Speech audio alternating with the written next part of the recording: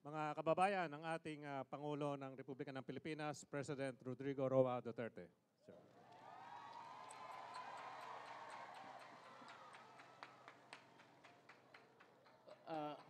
Panlingkod ra mo. Kaning usa nga riwa na namakpak siya sa gilang hapon. Ano ba nakaon nimo? Bitaw Governor Maria Angelica Rosdel Amante Matba do Agusa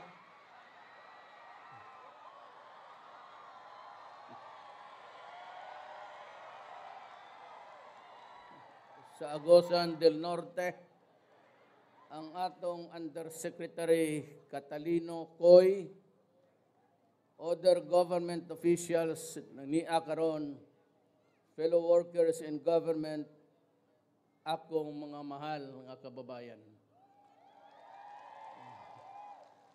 Basahon una nako ang kanang gi-preparar sa opisina.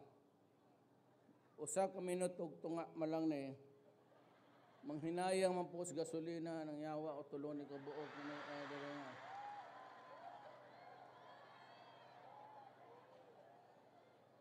bitaw pag human diri mato pag kampo ug militar mag-istorya pa mi. Pero let me read di gwapo magong pagkasuwat. I was on board the helicopter and I was trying to figure out if I would di man ko tigbasag speech. Pero kani, and I say I congratulate the provincial government of the good people of Agusan del Norte on its golden anniversary. This festivity is an affirmation of your collective triumph in upholding the spirit of unity and cooperation. Its people's enduring values of persistence and hard work paved the way for Agusan del Norte's continuing journey towards greater social economic growth. The decision to develop promising tourist spots alongside with its thriving agricultural sector has led the province to a path of sustainable government and development. This move has diversified income opportunities among citizens and uplifted many people from poverty. But let us serve these accomplishments as a driving force to soar even greater and higher heights to a better place for our people. As you celebrate Agusan del Norte's 50th year, may you rise to become a symbol of prosperity and fortitude in the region. Let the joyful commemoration of the province's foundation day encourage people and public servants and local leaders to foster good governance and advance our people's welfare. As fellow Mindanaoans, I ask for your continued vigilance as we express essential measures for the safety of our people and for the restoration of public order in communities affected by terrorism. Dungagan ako, hasta drugs, kusog sa inyo dre. The existence of the conflict in Marawi is an ongoing battle of every citizen who wants prosperity.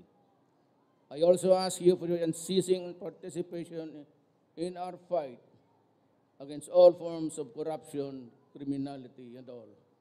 Together, we will work relentlessly in overcoming these obstacles on our way to become a more inclusive and progressive society. Mabuhay kamong tanan nga nakaabot sa 50th founding anniversary. I don't know og appeal ba ko ana. I was here 49, 50, 51. That's Candelaria.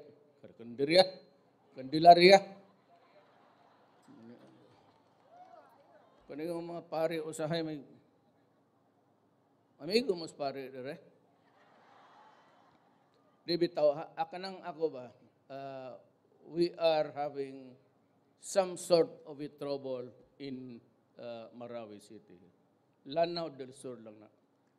And expected namo na pagka-presidente gani nako ay ang akong unang command conference, ang among giistoryahan, ang droga o ang banditry. O niya akong giingnan sila for the first time na nakita me, there is a dark cloud in the horizon. Giingnan ako sila, bantay ninyo pag-abot sa ISIS nga rin sa Pilipinas. And on the dot, niabot yun. So, nag-warning na kudaan, nakamo bang mga akong mga kababayan, akong lolan, hibawa mamano, kamo bang mga Maranaw? Ang akong kasukan, kaya hastang akong maigaagaw nga ito, kapasulod o mga maote o IS. Ngano mo sukol mamuni ana ang butanga, ideolohiya, mas arang-arang pa ang NPA.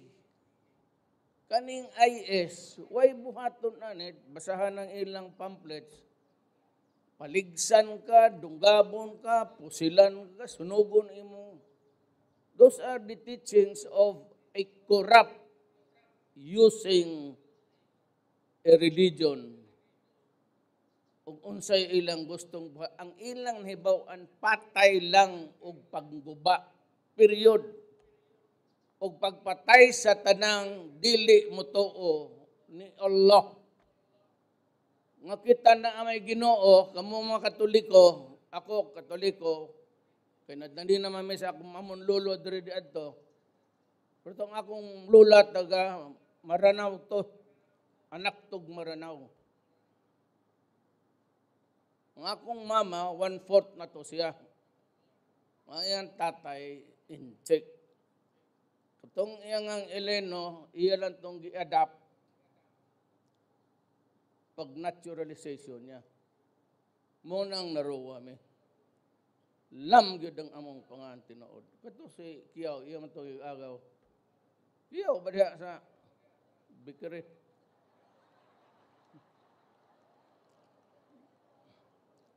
Muna nga ayaw na do pasudla na kay moingon ka nga ikaw taga Kapadbaran, Agusanon, Dabawenyo, mag-ipon manggihapon ta kay puro man ta malay. Moingon kag Abusog ka, Maranao ka, Maguindanao, Iranon, mo manggihapon.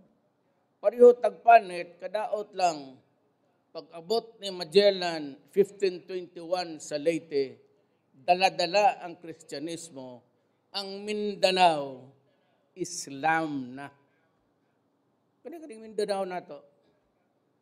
So gipugos yun sa Espanyol ni adto, ni agi man tag imperialismong among banyaga, unya ni agi po tag Amerikano, moning naabot tangare, wa ta makasinabot kay ang katunga sa Pilipinas, himo mang Kristyanismo, unya ang pikas Islam. Gipugos og ilog, naapil sa Republika ng Pilipinas, mo nang may gera karon. Wala ko'y problema sa MIMN. Ang MI o MN is a result of the rising nationalism sa Tagangari. Sila yung nauna dire. Ang una yung tao nga Islam. Pero itong taga-bukid nga maabot sa reliyon. Tawag nilang taga-Highlanders. Pero kanakadaplin na sa dagat, nakuha gina nila. So kamo mga Maranao, naminaw sa ako karon. Ayaw pasudlan ninyo kanang banyaga nga ideya nga gubuntang tanan. Magkita-kita mismo magpatay, tanawa na nitabo sa Marawi karon. Musaon naman na. Dako gasto, pagkahuman ang patay ng mga nisulod. Ngabot na sila 500 nga na, nangabaho na. Sukol man sila gobyerno nga na aeroplano, na ikanyo, na tasos, Mario Josep, maluoy. but a false dream. Mon anhigyo ko kay sagol ra bata. Ay Maranao, ay taga Cebu, ako ang papa taga Cebu. Na ay gwapa, na ay mas gwapa pag yun, na apagay pinakagwapa, Sus Maria.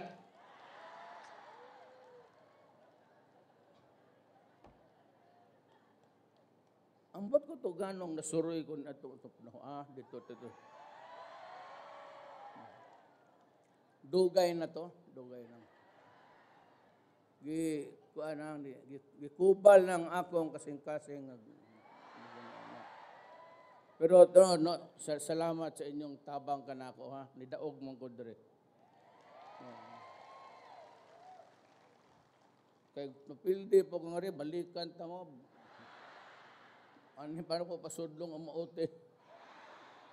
Das agusan ng mga yawa, nakalimot nga taga diha mo. Adto na mo Malacañang. Kuan lang, delegation for delegation. Mana lang inyong gobernador, kay murang po na siya first lady dito. Mura lang, siya magbuot-buot ba? Pasudlan eh. So, tigas man kayo eh, basta makita na padaplin mo dia kay may ubos na mo sumbong na ni uban mo ay lakay dagan na po nya adtot naman ni hapon karon man lang makatilaw mo og Malacañang panahon pod sa taga-Agusan. Wala na yung mga presidente taga-Agusan. Wa na. Ako ra. So, paningkamot mo, nga makabisita mo o Malacañang.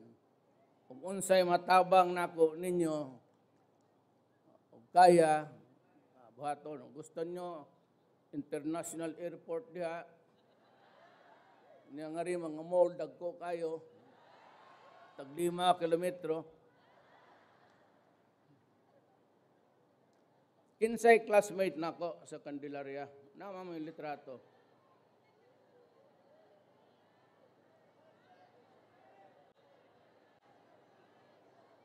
Na kay blow out ka. Sa kindergarten, kinsa?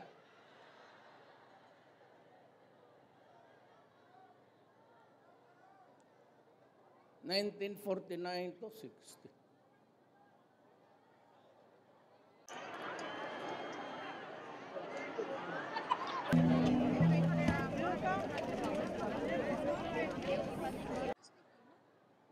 Sa kuan siguro sa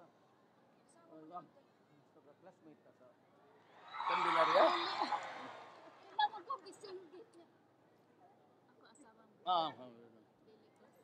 Sa asawa dahil sa na Bengalon. Si Bengalon may akong kabarkada dere. Bot pa sa bot, ako rin nabilin sa among batch. Sa bagay, kung nag-kindergarten may, grade 1 na niya si Iyay. Pero ageless beauty man. Wag yung tiguang.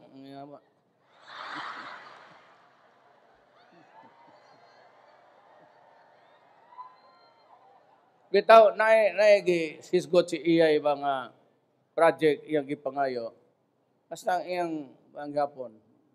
Bana, ako siya nang giingnan nga, ihatag na ko sa ila. Submit lang yay. Kaya pa'y eleksyon. Kaning klaro ta ha?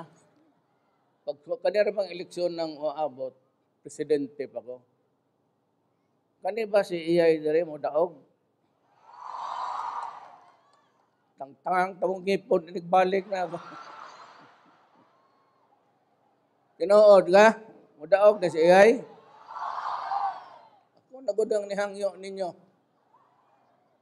Di mo, mapila Iyay nga rin, ingon ako, di ko taga-Agusan. Taga-Surigao ko. Silag yoy. Mura na akong warning ninyo. Unya ang droga. Kusog kang ayas butkon. Kung matinga kada semana na mamatay nga pulis, na mamatay taga ingnan talaga mo, ayaw lagi na. Mabtad tamo ba siya sa akong pulis na diri tanan, distributed man na. Kami mahibaw, kinsay kapatayin ninyo ambot. Pero ako pa ninyo, himuong kang alipin. You are reduced to slavery. Munay akong kasikitan diha. Ang taong maigo o droga, alipin na siya sa kemikal. Masigi na siya pangita ang iyang kwarta. Hurot. Once nga naay addict sa inyong balay, kanang pamilyahan na dysfunctional na. Nakakanimawa ang tatay, nanay o nagkalat nga anak. Di ka nakibaw kung sa'y buhato nimo. Ang sakit sa ako, kadang akong mga kababayan, kadang ninyo, nga mapugos pag-adto sa laing lugar, trabaho, ang usato sa Saudi, ang usato sa Qatar, ang bana. Unya, mabuktot silang trabaho dito. Antoson nila ang kamingaw sa mga anak para lang makakitag kwarta. Pagkahuman ang ilang kwarta ang ipadangari sa ilang dugo o sakripisyo. Mapurnada. Ang ilang anak uban, maadik pa ang babae magkalat. O dili manggani, wa na magtarog eskwela. Sultihan tamo ha. Dihay taga Davao tulon ang napriso. Sige silang adtos balay na di na mo hawa sa gate magsigig hilak. Kay ang iyang anak nanghatag lagi grosaryuhan, religious article bawal na nadakpan sa religious police. Napriso karon. Sige tadto adlaw-adlaw tuwa sa akong balay, di gyud sa gate. Alang-alang po di nako pasudlon. Unya dakag anak. Unya nako dilon mo na mo puyo, magdagandagan na po dito sa masuko kung asawa kay bungkag man tanan. Ang akong ban-ani ba nga naarabay uban di dako panganlan. Nay ubang lugar sa Middle East. Ang ilang Arabo niya, dili ni Muslim, dili ni Moro. Ang Moro, Pilipinas na. O sa Morocco, kanang Morocco, State of Moroccan, tawag sa ila, Moro. Dili na insulto ng word ng Moro. Dapat proud mo, heritage name na. Nay uban, ma-assign nga to sa mga lugar nga layo, mananganitan, tos bukid, pero mga dato man na. Giingnan ko sa advisor sa King, na mo trabaho gani ngadto, nay ubang amo, ang paggamit sa babae, either bought from the slave market of the African border, o binayrang ka, kauban yun ang pag-abuso. Ngunang ako, di nako matulon ng style nga ang mga ginikanan, ma-rape na lang, mabuktot, magkasakit, di na gani ka uli. Pagkahuman ng ilang singot, ilang dugo nga trabaho, kamong mga drogista, you freely feed ang kwarta sa hinago sa tao mo. Kana, that alone, patyon tagyog ka. So, kada adlaw sa report sa nasyonal, naagay mo gawas kabadbaran. Makalusot ka, usa, duha, usag tunga, tatuig, pero maabtan ka rin. Ang imong katapusan sa imong pagdigosyo droga, kamatayan gina. Pasensya na lang. Kay ingon ko, di gyud ko musugot. That is an injustice. It was never fair. Dili gyud fair na ingon ana. Bugal-bugal na sa isig katawo. Sagdila ni mga Amerikano sige balikas nako. Kay kani mga tonto man pud ni mga putang ina. Buisit di sila kasabot sa problema. Kapod sila'y paagi, sige lang manaway. But akong tuyo nga ayaw nagdaog-daog ang Pilipino. Nabay NPA dre. Daghan dre. Kita mag-istorya man ta. Kung gusto mo, total baka human ani mag-amigo ta.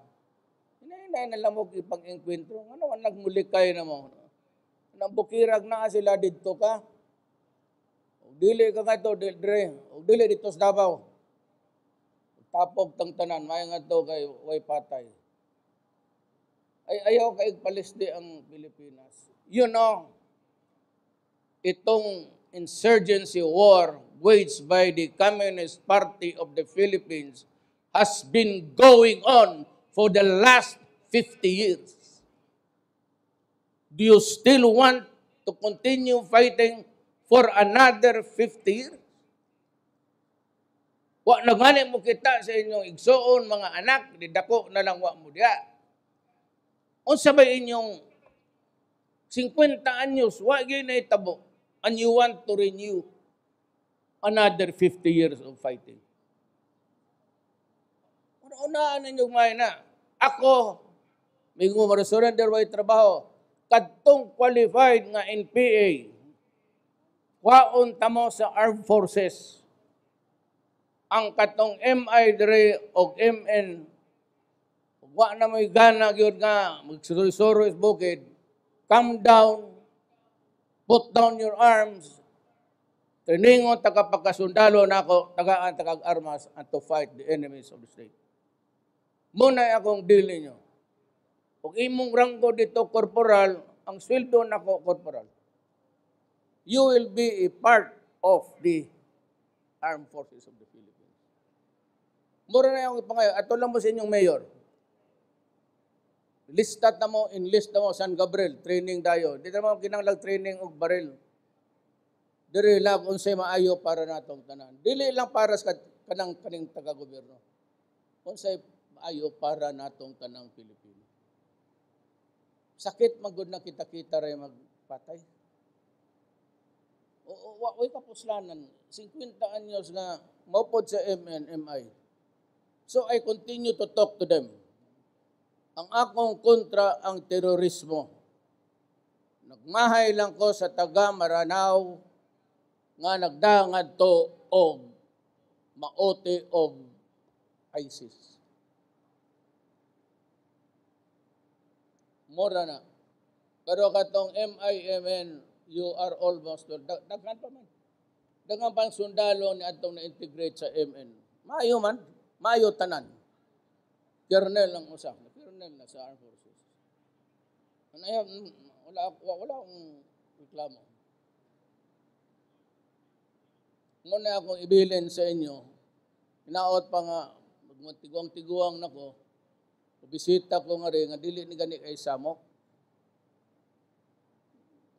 Magpabalay ko nga rin.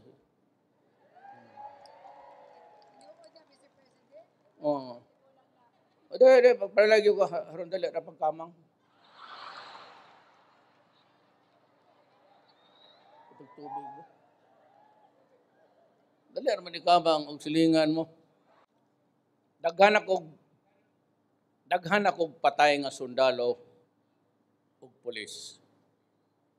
Dili na ta pwedeng mag-areglo diha sa Maranao.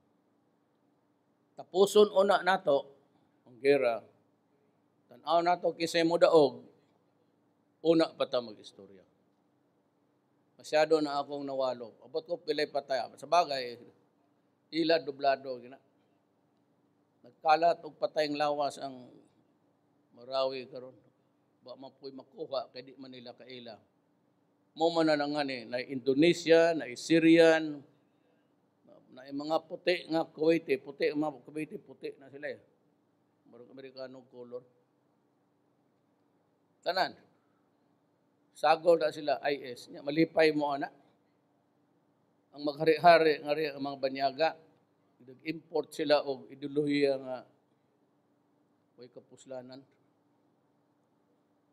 Kinahanglan mo cooperate yung mas gobyerno ninyo kay dili inyong pasudlon ang mahitabo sa inyong lugar pareho sa Marawi.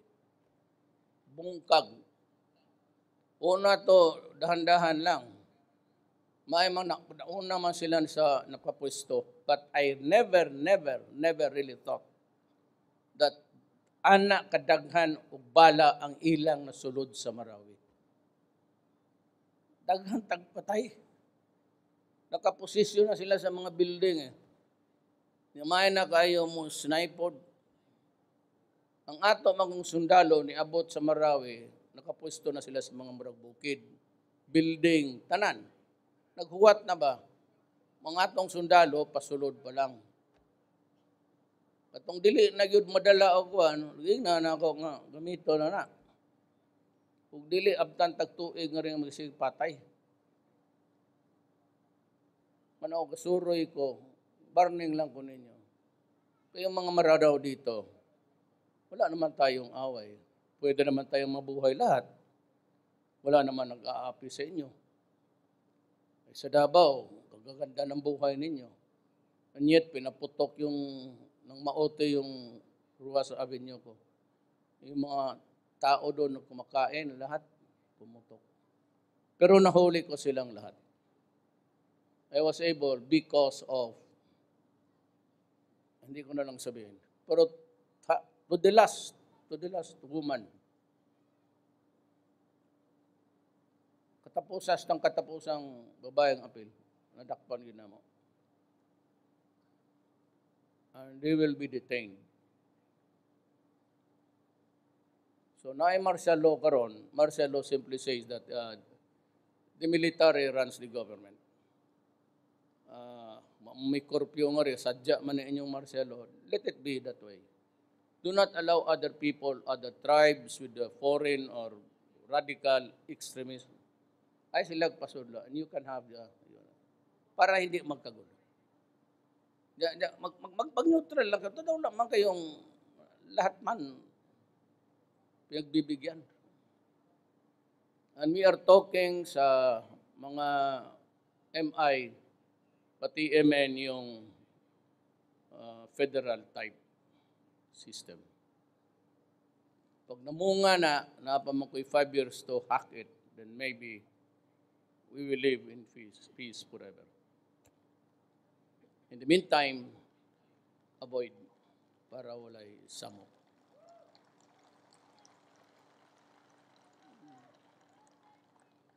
Tanawang ni ako nung nihawa sa kabadbara na unha na noong ko. Kaya diri lang ko, ako, anak gina.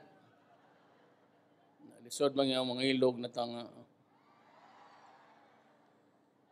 Pero pagpailog po, gwapo man. Pagkaksuda, di na ko pagdugay, kaya na ako'y command conference sa mga military. Nagatuyo ko. Tuloy, kanang wala ko magpakita kay kapoy kaayo ko. Sige ko, kada adlaw, suro ko tibok Mindanao. Atong gabi yung pag-abot sa sundalo, pag yun, pagkabuntag, di kapoy yun ko. Wala kayong snub na kung Independence Day.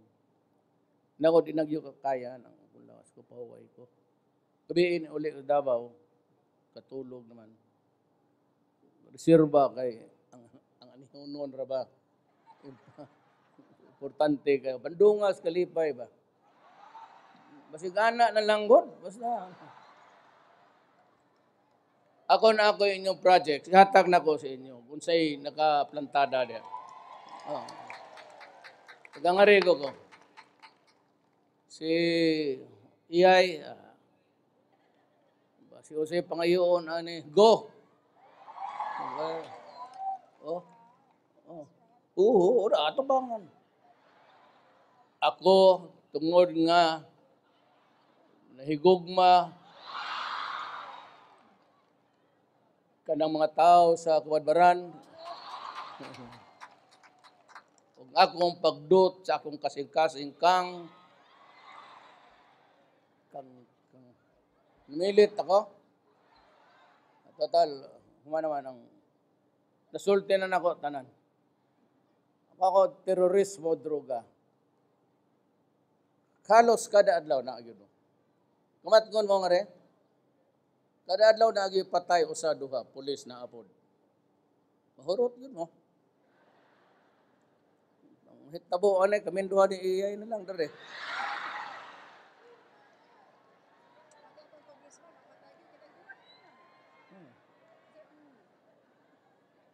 Basta likay ninyo ang pagpasulod sa terorismo, report dayon sa pulis. Kay ako ra ba wa ko'y labot ani pagpadaga na sa pulis. Ila na. Kato nakatilog Marcelo at ni Marcos. Kato ang gito. Ang ako basta Marcelo to ulang mo. Ugway korpyo di suroy mo. Ugway bawal di suroy mo. Ang bawal na pag-ibig.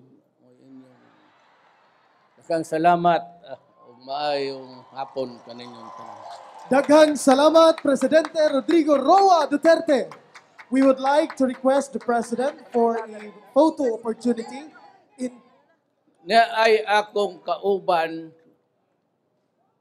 dili ni karibal ni iyay. Ala ka, oy! Si Moka. Si Moka ba? Maayong hapon.